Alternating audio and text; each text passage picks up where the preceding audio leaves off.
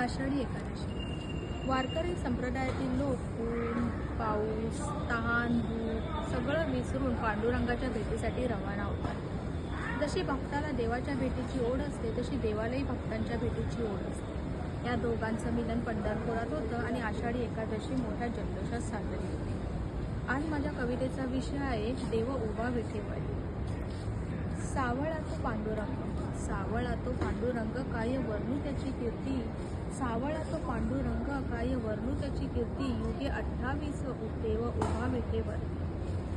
जाती पंथांचा भेद, जाती पंथांचा भेद नसे तुझ्या राऊळी। लहान सहान थोर एक समान तुझ्या दारी। युगे 28 देव उभा विठेवर। मात्या पित्यांची सेवा, मात्या पित्याची सेवा पाहुनी धन्य तू जाहालासी। तुझ्या भक्तीत तल्लीन होऊन संत सारे नाचती। युगे 28 देव उभा विठेवर। आषाढी एकादशीला, आषाढी एकादशीला वारकरी येती तुझ्या द्वारी। तुझ्या जय घोषाने दुम दुमली पंढरी। युगे 28 देव उभा विठेवर। चरणाशी तुझ्या, चरणाशी तुझ्या तुळसही वाहते।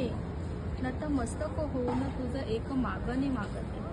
चरणाशी तुझ्या तुळसही वाहते, नतमस्तक होऊन एक मागणे मागते। सुखी ठेव देवा तू माझ्या मात्या पित्यासी, नचमज तुझे काही। सुखी ठेव देवा तू माझ्या मात्या पित्यासी, नचमज तुझे काही।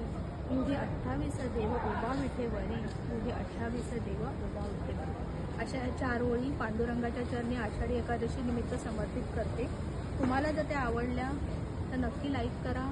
तुम्हा सर्वांना पंढरपूरच्या पांडुरंगाचा आणि रुक्मिणीचा आशीर्वाद लाभो हीच तव चरणी प्रार्थना।